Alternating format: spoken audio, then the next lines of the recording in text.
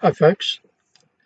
Yeah, now this particular one is my very first night out of Boston. I always on the lookout for a nice looking campsite, and this one came up, and it wasn't too badly priced. I forget how much it was. It was within the budget, and I got this site right on the lake. Just a couple of meters from the water, and yeah, it was okay. I next to this pavilion where I got some power to run the laptop and do some work. And I got talking to these two guys, a couple of tent sites across, and had a couple of beers with them. And they were interesting, and they were fly fishermen, really serious about their fly fishing. They they said bait. Oh, well, that's not fishing. So yeah, and apparently they do all right, but they were really serious about it. And around the campfire, they started to set up their rigs because they thought if they left it till the morning, they wouldn't be able to do it. And I think that was a wise decision. They left early in the morning on some sort of fishing trip with other people or something. I don't know, but they were pretty amazing. They told me a little bit about how they do their fishing rigs.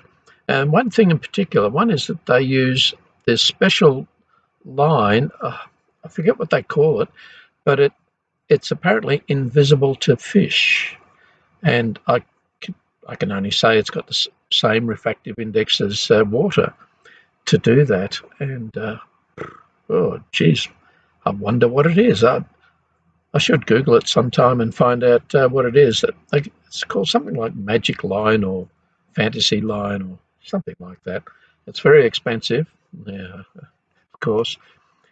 And anyway, I knew a little bit about fishing, so I was able to chat with them a bit about it.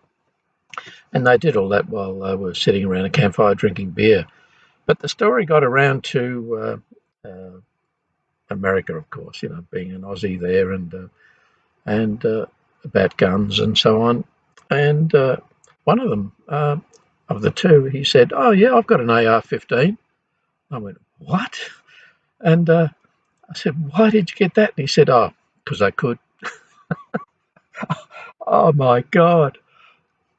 Yeah, I mean, I was just floored by that because he could. He's never fired it. It's just there. Uh, I could have said so much more, but that just took me aback. It really did, because he could. Yeah, okay, well, that's America for you. All right, here's a few little videos and pics of. It was a really nice little campsite right next to the water on this lake.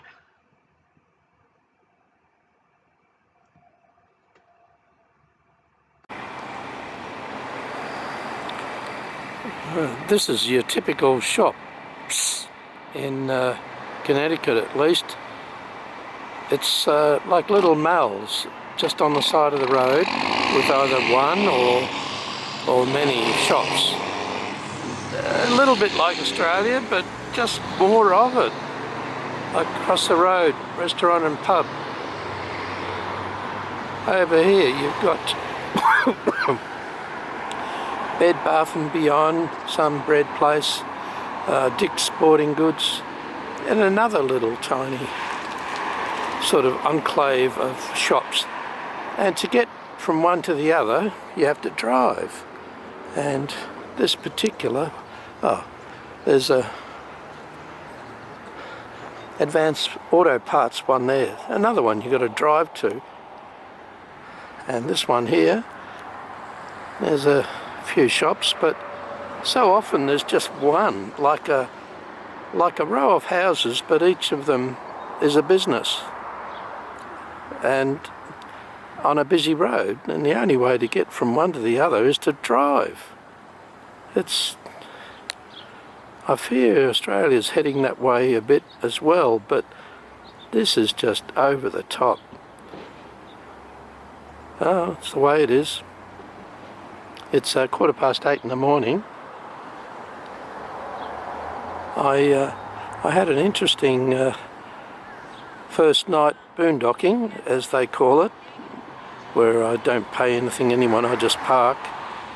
I parked next to this bridge and the sign said, well, I should have taken a picture, but the sign said, if a vehicle is unattended for more than 30 minutes, it will be towed away. Oh yeah, okay. Anyway, well, I'm attending it. And anyway, so I go to sleep 9, 12:30, there's this blinding light on my van. It's a cop car. And anyway, eventually I get up and walk over, and she was very pleasant actually, and I just said I was resting, and she said, oh well, take care, and left. Then at about 7 in the morning, another cop car arrived and to check on me, to make sure I was okay and going to leave. And I said, yeah, I'm about to go. And he parked across the way and waited until I left. I don't know if he stayed, but he didn't follow me. But he wanted to make sure, he said, we need to make sure we look after everybody, or something to that effect. And I said, okay, thank you, and yeah, I'm just about to be on my way. And so I did a couple of things and then hopped in the car and scooted off. But yeah, I was glad he didn't follow me because I still haven't got the proper plates yet, and neither of them asked me for my license or reg, so thank goodness for that, because trying to explain the Nebraska in transit thing, I'd just plead ignorance, I think. Anyway, still headed towards Niagara Falls. See what happens. Oh yes, one other thing. During all the drama of last night, I thought my phone had failed. Later in the day, the charging on the phone just kept repeating, going beep beep, and then, but it was never charging. The phone was actually dropping down in value, down to 32%. And so anyway, during the night I tried various things and nothing seemed to work.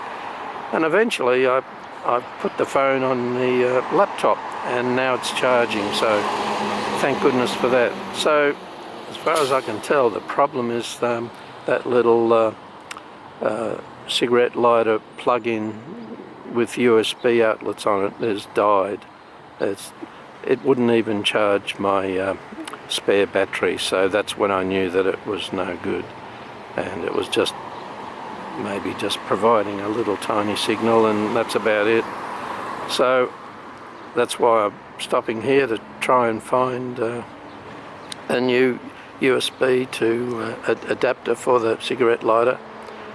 And also across the road there is Dick's Sporting Goods. See if I can get a stove. Still haven't got one yet. They're like hen's teeth. Just cannot see them at all. They love their charcoal grills and all that sort of stuff, but anything portable and gas, nope, forget it. Anyway, I'm going to try again at Dick's, and after that I'll give up on them. There's another shopper coming in to buy I don't know, a pound of lettuce or something. Alright, see ya.